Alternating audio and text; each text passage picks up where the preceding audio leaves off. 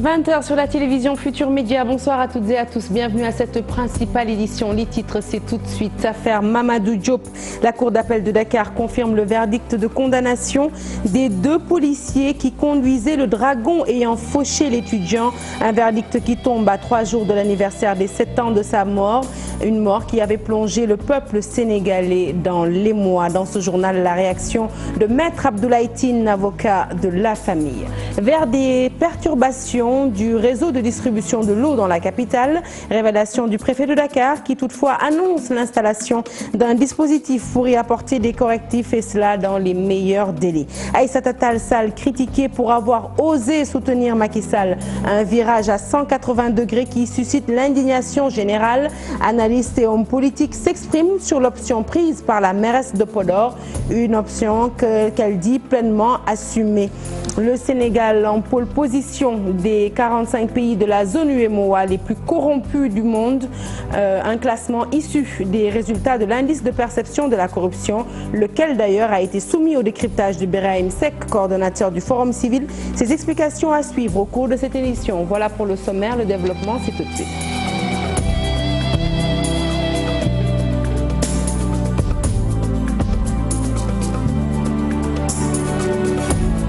Rebonsoir à tous. Et il aura fallu attendre 7 ans pour connaître le sort réservé aux 2 policiers impliqués dans la mort de Mamadou Diop. Condamné en première instance, la Cour d'appel a ce 28 janvier confirmé la condamnation des policiers au volant du dragon ayant fauché mortellement l'étudiant. Un verdict qui tombe à 3 jours de l'anniversaire des 7 ans de sa mort. Et nous écoutons les explications de Maître Abdoulaye Tine, avocat de la famille. L'État dans la cause et en conséquence le tribunal aussi avait reconnu en tout cas que l'État devait en conséquence être condamné comme étant responsable des conséquences dommageables sur le plan civil et en conséquence l'État a été condamné à 20 millions CFA de dommages et intérêts de manière solidaire avec ses agents. Voilà donc où en substance cette décision de première instance qui avait retenu la culpabilité, comme je le disais, des prévenus et qui vient d'être confirmée dans son intégralité par la Cour d'appel de Dakar ce 28 janvier 2019, c'est-à-dire soit 2 ans après que les policiers aient interjeté appel.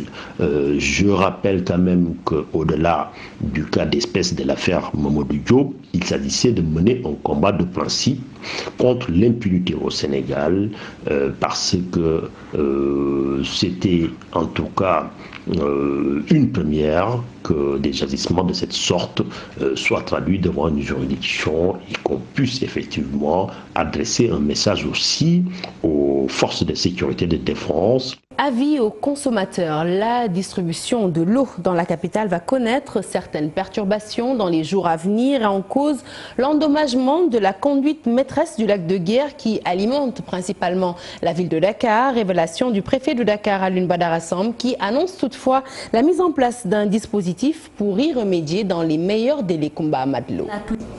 Les départements de Dakar, Rufisque, Pikine et Guédiawaye risquent de connaître des perturbations dans la distribution de l'eau. Pour cause, la plus grande conduite alimentaire de Dakar a été endommagée dans le cadre des travaux de sondage du projet de construction d'autopont. Hier soir du moins, la foreuse qui avait été déployée dans le cadre de ces sondages a percé une conduite assez importante de la SONES, gérée par la SDE. Fort heureusement, cette conduite a été certes percée, il y a une légère fuite, mais on a maintenu en l'état la situation afin d'éviter que des perturbations ne soient de mise dans la distribution de l'eau à Dakar. Une situation qui devrait revenir à la normale à la fin des travaux de réparation. Je ne saurais vous dire pour combien de temps, en tout cas les techniciens sont là, on a un constat, le reste comme on dit, le diagnostic est fait.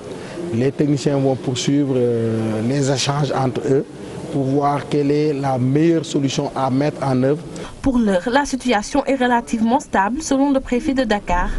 Toutefois, il rassure, un dispositif sera mis en place pour soulager les populations en cas de perturbation. Et après l'eau, parlons du pain. L'association des consommateurs lance un ultimatum aux boulangers de Diourbel. Ces derniers ont jusqu'à vendredi pour remettre en kiosque la miche de pain de 190 grammes. Et si leur requête n'est pas satisfaite d'ici là, eh bien les membres de l'association n'excluent pas de marcher jusqu'à la gouvernance pour protester contre cette hausse.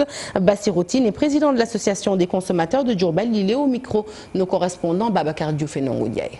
À notre grande surprise, les boulangers aujourd'hui, non seulement ils n'ont pas produit le format de 190 grammes qui coûtait 150 francs, mais ils ont produit en lieu et place maintenant un format de 125 grammes en le vendant en 100 francs. Alors, ce que nous fustigeons parce que cela revient à une augmentation du prix du pain.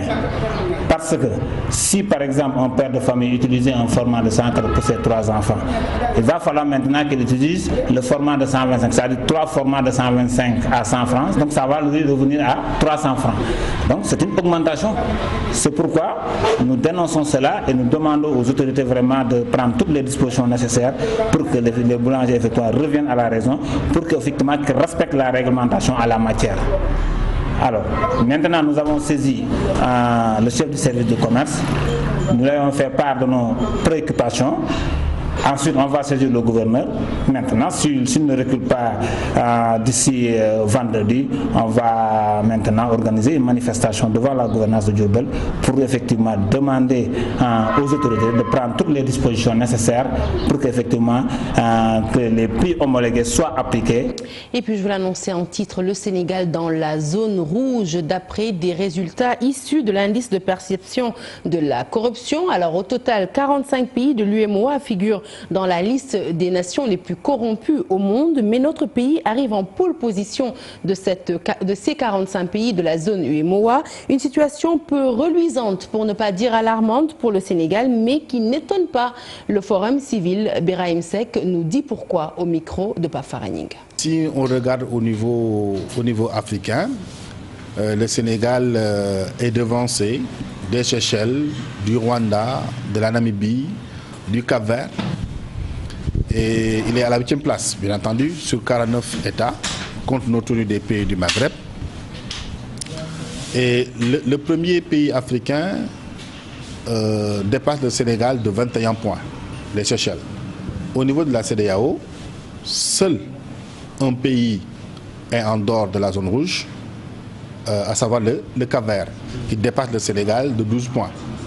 Au niveau de la zone UEMOA, aucun pays n'est en dehors de la zone rouge. Tout compte que cette stagnation du Sénégal dans la zone rouge, avec la note de 45 sur 100, est due simplement à un affaiblissement de la volonté politique de lutter contre la corruption, et qui se justifie souvent par l'inaction de la justice, l'inaction des corps de contrôle, le comportement des autorités administratives à refuser de transmettre certains rapports à la justice ou bien à certains corps de contrôle, mais également l'arrêt inexpliqué et incompréhensible de la traque des biens mal acquis. Et d'autres chiffres à présent, mais cette fois-ci dans le domaine de la santé. 600 insuffisants rénaux sur les 4000 recensés au Sénégal bénéficieraient de la gratuité de la dialyse. Des chiffres brandis par l'association des insuffisants rénaux qui accuse leur ministre de tutelle de cette impartialité constatée dans la gratuité de la dialyse. Si rien n'est fait pour leur améliorer les offres de soins face à cette maladie onéreuse, eh bien les malades n'excluent pas de marcher pour se faire entendre. Pafaraning et Modou Diop ont assisté à leur sit-in compte rendu. Une maladie très coûteuse qui appauvrit toute une famille, elle dure toute une vie. Les insuffisants rénaux tirent la sonnette d'alarme. Que depuis qu'on est malade, on ne peut pas venir à l'hôpital un jour, faire nos 4 heures de temps de dialyse, sortir sans qu'il y ait un nouveau cas se présenter devant nous. Ça nous inquiète. def naa 10 ans de dialyse fay naa 45 millions ci dialyse sama waa kër ak man ñoo tax deewuma. Seuls 600 sur les 4000 bénéficient de la gratuité de la dialyse. Ces malades réclament la généralisation du traitement. Rien qu'à Dakar, il y a plus de 4000 patients hémodialysés et la prise en charge dans les hôpitaux publics ne fait que 600 malades. Donc le reste de ces 4000 patients-là, où est-ce qu'on va se soigner? Courir derrière les centres privés qui marginalisent les malades et leurs accompagnants. Le gouvernement n'a 20 000. Nous avons 20 000, mais même 20 000 francs. Si nous avons 20 000, notre dialyse, ça fait 60 000 francs la semaine, ça fait 180 000 francs le mois, ça fait presque 1 800 000 l'année. Même 1 800 000, à Sénégalais, beaucoup de monde paye. C'est pour ça que le lancement que nous disons au président de la République, la dialyse doit être gratuite sur tout le Sénégal. Pour eux, le ministre de la Santé est à l'origine de tous leurs problèmes. Ce ministre incompétent même, ça je le répète, parce que moi c'est Diouf Sarr, je suis désolé de le dire, il est tout sauf un ministre de la Santé. Il ne connaît absolument rien de ce qui se passe dans la santé. C'est un politicien. Nous, on préfère avoir un ministre qui connaît comment fonctionne le système de santé et comment aider les pauvres citoyens malades qui souffrent dans ce pays. Si rien n'est fait, après ce sitting, le mouvement des insuffisants rénaux du Sénégal n'hésite pas à marcher jusqu'au palais. Actualité politique à présent, elle a suscité l'indignation générale après son ralliement à la mouvance présidentielle pour avoir osé un autre avenir. Maître Aïssata Tall Sall a été vivement critiqué par l'opinion publique et notamment à travers les réseaux sociaux, un choix que l'avocate dit assumer pleinement au sein de la classe politique. Toutefois, les avis divergent avec naturellement des pros et des contre. Cheikh Diop. Moi, ma façon de penser, c'est que la transhumance, il nous appartient, nous politiques, de la combattre par des principes, par notre posture, par une position de principe ou de circonstance. Transhumance ou ralliement, ses camarades d'hier deviennent des adversaires politiques d'aujourd'hui. Maître Aïssata Tall Sall quitte l'opposition pour la mouvance présidentielle. Un départ et bien des regrets pour Babacar Abambaye de la coalition Manko Taxawu Sénégal. C'est véritablement là où les Sénégalais seront surpris. Je pense que nous étions d'accord avec elle de dire que le Parti socialiste doit avoir un candidat. Aujourd'hui, qu'elle dise qu'elle a été jusqu'au bout du processus, qu'elle n'a pas été candidat, que Khalifa n'est pas candidat, mais l'offre qu'elle voulait présenter aux Sénégalais est là. Ça ne veut pas dire que c'est parce qu'elle n'est pas candidate, que Khalifa n'est pas candidat, qu'elle doit aller faire ce que Tanor a fait, c'est-à-dire aller soutenir la majorité présidentielle. Je pense que c'est une manière encore de perdre les militants socialistes et de faire en sorte que ces militants socialistes vont à un moment se dire que finalement Tanor avait raison. Or Tanor n'a pas raison, Tanor n'a jamais eu raison. Yaya Diallo, présidente du mouvement national des jeunesses féminines du Parti socialiste, déclare que ce n'est pas une surprise pour elle. Du tout. La meilleure démarche que Aïssata Tall Sall puisse prendre, c'est vraiment de venir accompagner le Benno Bokk Yakaar, accompagner le président Macky Sall. Des engagements, des sorties finalement, un discours qui varie avec le temps, la réalité commandant les actions. Le président Macky Sall, après mûre analyse de la situation politique, moi-même, mon opinion personnelle était que je soutienne le président Macky Sall. Aujourd'hui, l'intérêt du Sénégalais aurait été de s'organiser, de rester dans le 5/5 et de former une grande offre politique et permettre aux Sénégalais que ces élections-là soient des élections de débat, des élections d'idées. Ainsi, une grande interrogation s'impose. Quel est l'avenir politique de Maître Aïssata Tall Sall? Babacar Abambaye soutient que les politiques doivent mettre en avant l'intérêt des Sénégalais. Et nous restons avec la responsable du mouvement Oser l'avenir, Maître Aïssata Tall Sall, qui a donc rejoint depuis hier officiellement la mouvance présidentielle. Un virage à 180 degrés qui surprend l'analyste politique Bakary Domingo Mané. Et selon lui, la responsable politique joue sa crédibilité. Nous l'écoutons dans ce reportage signé Mohamedou Lamine Ndiaye. Dans ce contexte préélectoral, les surprises fusent de partout. Après d'âpres combats au sein de l'opposition, la responsable du mouvement Oser l'avenir, Maître Aïssata Tall Sall, tourne cette page et s'allie avec la mouvance présidentielle. Le journaliste et analyste politique Bakary Domingo Mané dit être dérouté. Ce n'est pas le positionnement, n'est-ce pas, qu'elle a eu dans le politique. C'est quelqu'un qui avait des convictions et qui avait un discours, disons, plus ou moins très critique à l'égard du régime en place. Nos hommes politiques nous ont habitués à cela, mais venant d'elle, on est quand même surpris parce que moi je me disais que par A ou B, comme c'est une femme de conviction, elle allait rester vraiment sur sa ligne. Une alliance ou une séparation n'est pas sans conséquence.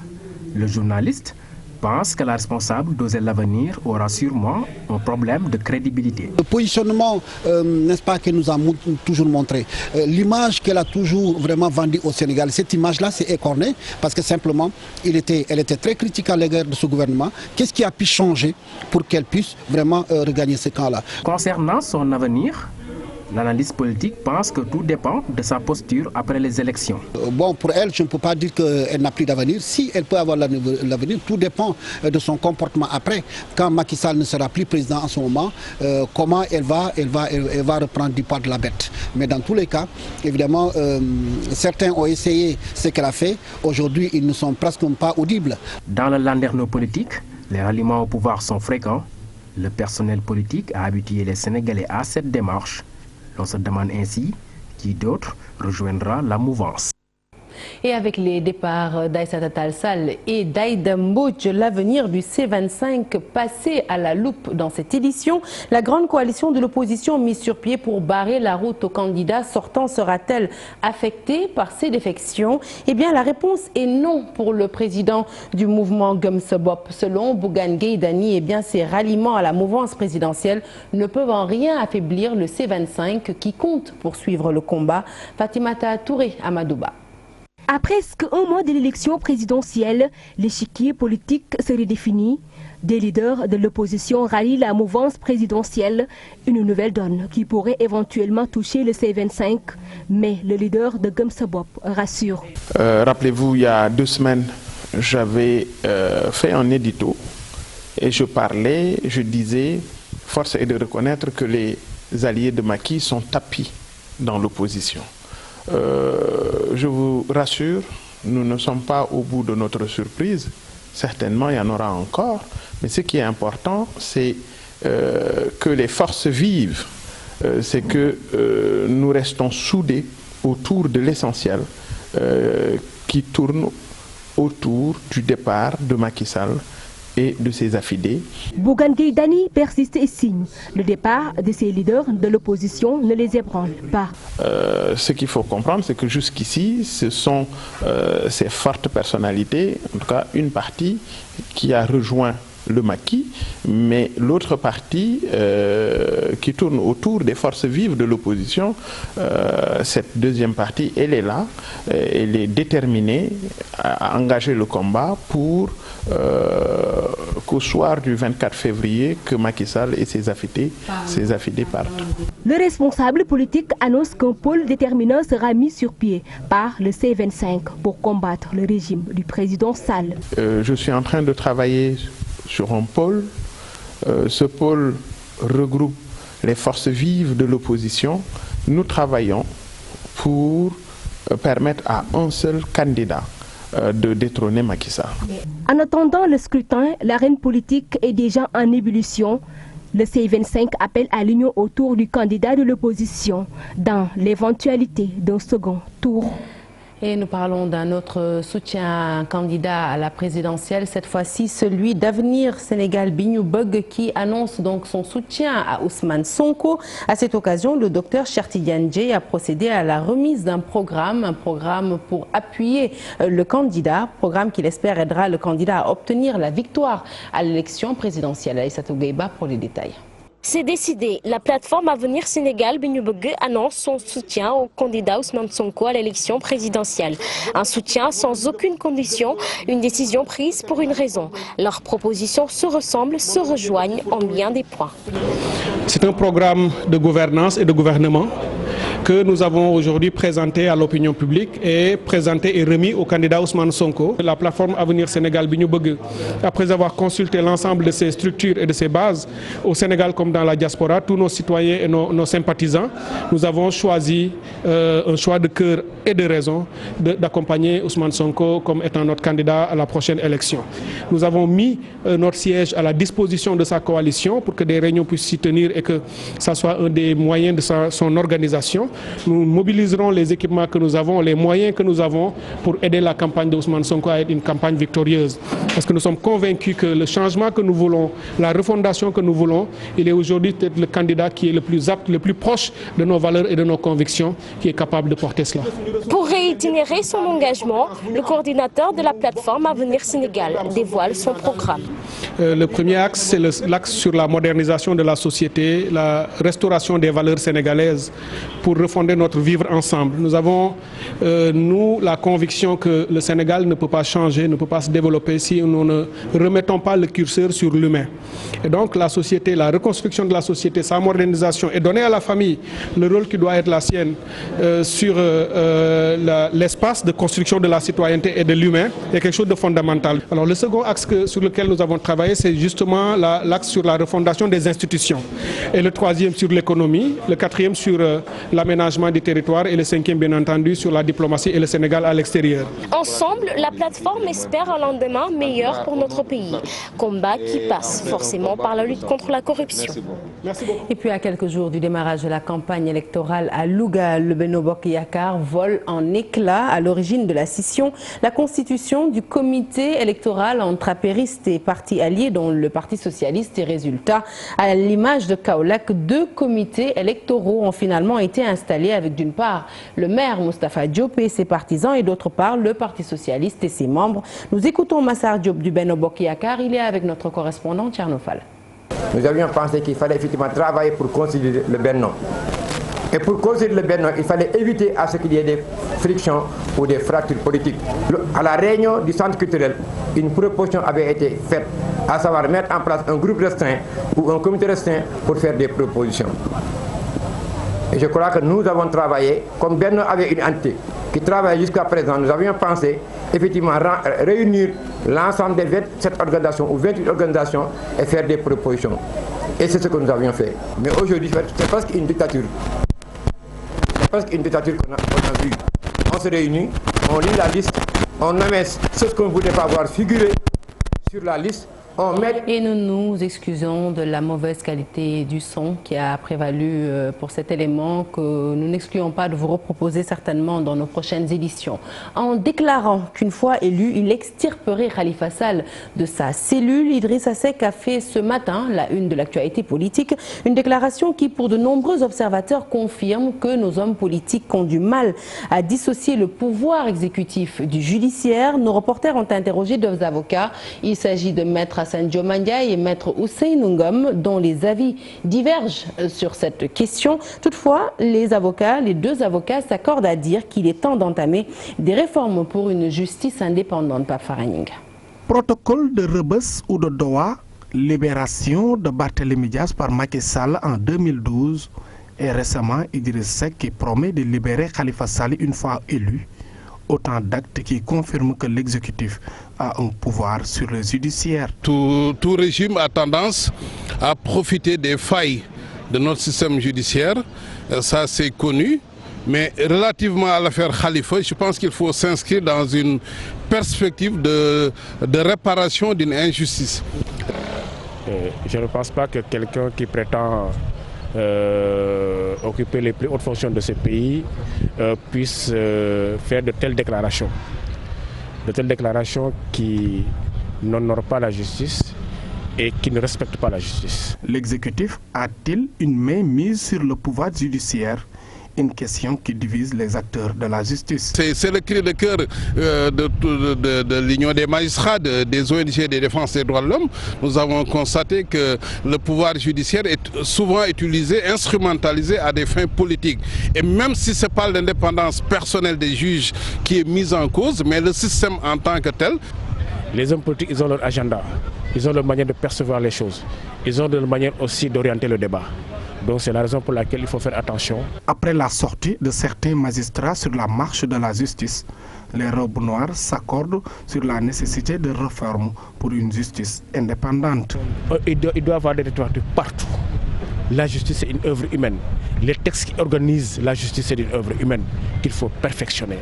il faut que l'exécutif sorte sa main de l'administration, justement les nominations, les carrières, que le Conseil supérieur de la magistrature soit un organe statutaire qui puisse dans les faits assurer l'indépendance des magistrats. Des déclarations, des attaques, parfois des prises de position venant de simples citoyens, des allégations qui sèment le doute sur l'indépendance de la justice. Les destinations Linguère à présent où des cartes d'électeurs sont en souffrance dans les bureaux de la sous-préfecture, un constat fait par le sous-préfet de Barkédji qui demande aux citoyens de les retirer avant le 24 février prochain. Mamadou Bassirou Ndaw s'est exprimé en marge de la ziara annuelle de Barkédji. Nous l'écoutons dans ce reportage, il est signé Modoumbay.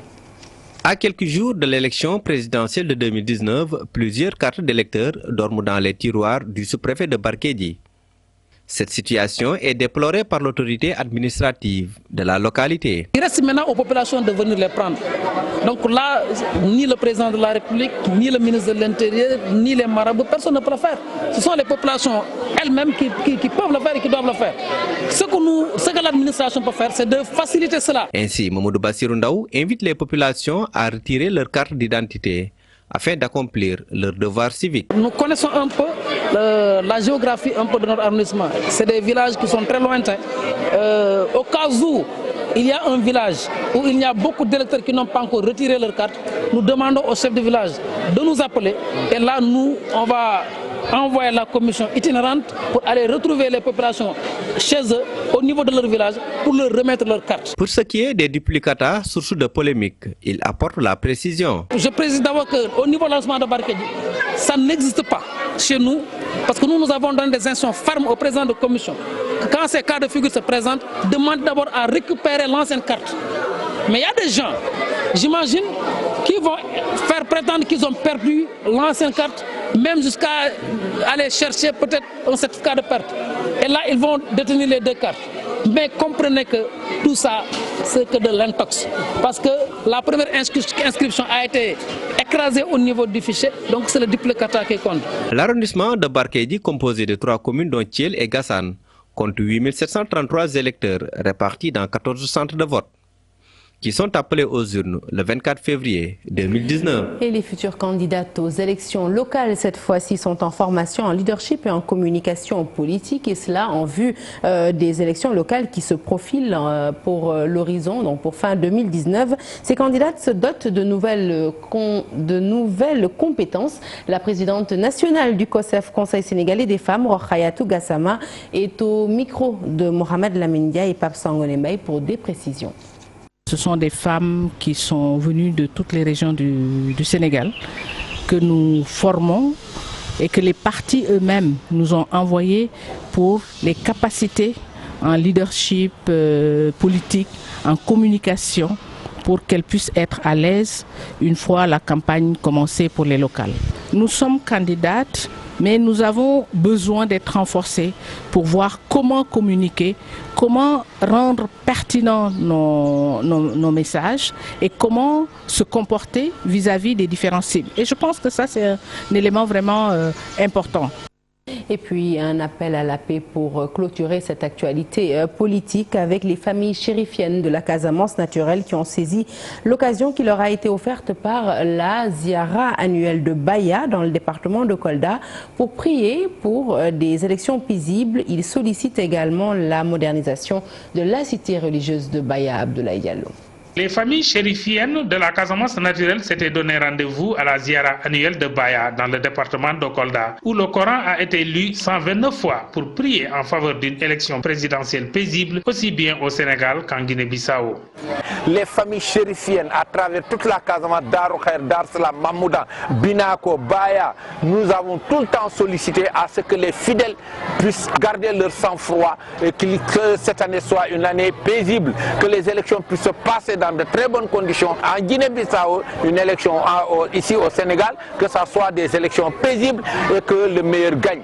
Cette ziara annuelle est la 6e du genre que le shérif Mahmoud Abdallah Aïdara de Baya organise pour perpétuer l'œuvre de son père, Cheikh Mahfouz Aïdara. C'est en cela qu'il sollicite l'enrôlement de la cité religieuse de Baya dans le programme du président Macky Sall dédié à la modernisation des cités religieuses. Nous avons demandé à ce que cette relance du développement soit accompagnée des mesures dont le président Macky Sall a bien imaginé et qu'il est en train de mettre en exergue. C'est la modernisation des cités religieuses. C'est en cela que nous avons demandé à ce que le président Macky Sall puisse construire une grande mosquée pour Cherif Abdallah. Et en même temps, l'accompagner dans l'agriculture. Parti pour accueillir chaque année des milliers de fidèles musulmans à l'occasion de cette cérémonie religieuse, les habitants de Baya et de la zone réclament des infrastructures sociales de base. Et de Kolda, nous allons à Tambacounda cette fois-ci pour parler d'un récent démantèlement d'un réseau de 8 personnes par la brigade de recherche de Tambacounda. La Légion de gendarmerie Est en a profité du coup pour effectuer une vaste opération de sécurisation à Kédougou et résultat, une bande de traqueurs a été interpellée. Nous écoutons les précisions du capitaine Mohamedou Diallo. Il est commandant de l'escadron de surveillance et d'intervention de Kédougou. Il s'exprime au micro de la DIFCAM. 2 victimes de vol à main armée se sont présentées au poste de gendarmerie de Tenkoto, dénonçant une bande encagoulée de 3 personnes armées d'une Kalachnikov, de coupe-coupe et de gourdin. Nanti de ce renseignement, le commandement a mis à notre disposition de gros moyens en déployant la brigade de recherche de Tambacounda, renforcée par les éléments de la compagnie de Kédougou et les éléments de l'escadron de surveillance et d'intervention de Kédougou. Les renseignements obtenus ont permis d'interpeller un des malfaiteurs à Tambacounda, qui nous a permis de savoir que ses complices étaient cachés à Kédougou.